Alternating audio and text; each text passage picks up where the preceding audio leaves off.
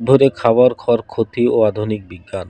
রাসূলুল্লাহ সাল্লাল্লাহু আলাইহি সাল্লাম বলেছেন, খাবার যে সময় খাবে যখন বেশি ক্ষুধা লাগে আর কিছু ক্ষুধা অবশিষ্ট থাকার সময়ে খাবার খাওয়া বন্ধ করবে।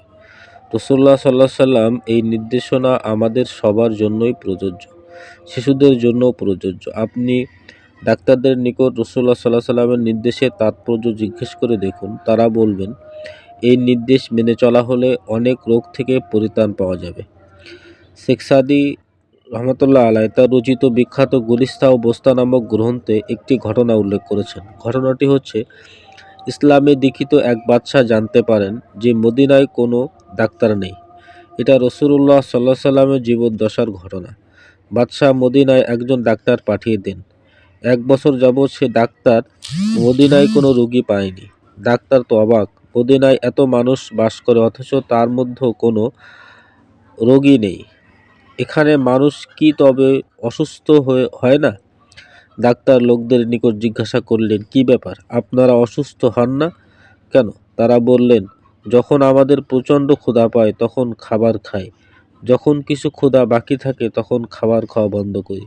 একথা শুনে ডাক্তার বললেন, আমার এখানে থাকার কোনো দরকার নেই। আপনারা যে নিয়ম পালন করছেন এতে কখনোই আপনাদের অসুস্থ হওয়ার সম্ভাবনা নেই।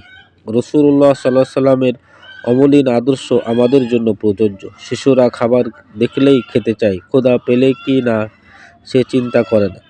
এক্ষেত্রে পিতামাতার কর্তব্য রয়েছে। পিতামাতা ক্ষুধা না পাওয়া শিশুদের খেতে দেখলে খাবার থেকে বিরত রাখবেন। শিশুদের স্বাস্থ্যের জন্য যা কিছু ক্ষতিকর সেসব থেকে শিশুদের দূরে রাখবেন।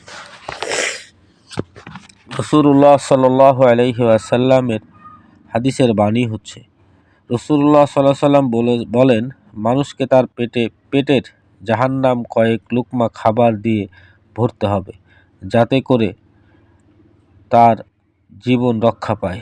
মানুষ আহার করার সময় 1/3 পানির জন্য এবং 1/3 নিঃশ্বাসের জন্য যেন খালি রাখে।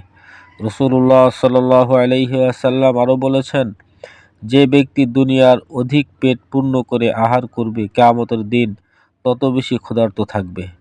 সুনানে ইবনে মাজাহ। আয়েশা সিদ্দিকা রাদিয়াল্লাহু তাআলা আনহা বলেন, রাসূলুল্লাহ সাল্লাল্লাহু আলাইহি সাল্লাম একবার কৃতদাস ক্রয় করার ইচ্ছা করেন। তিনি খাওয়ার জন্য কিছু খেজুর সেই কৃতদাসের সামনে রাখেন। কৃতদাস অনেক খেজুর খেয়ে ফেলল।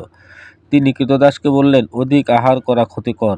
কথা বলে অবশিষ্ট খেজুর কৃতদাসকে ফিরে দিতে বললেন। খাবার 3 ভাগে ভাগ করে নিবে। রাসূলুল্লাহ সাল্লাল্লাহু আলাইহি সাল্লাম বলেন, মানুষের পেটের চেয়ে বড় কোনো বর্তন নেই। মানুষের যখন খাবার প্রয়োজন দেখা দেয় তখন খাবার যেন 3 ভাগে ভাগ করে নেয়।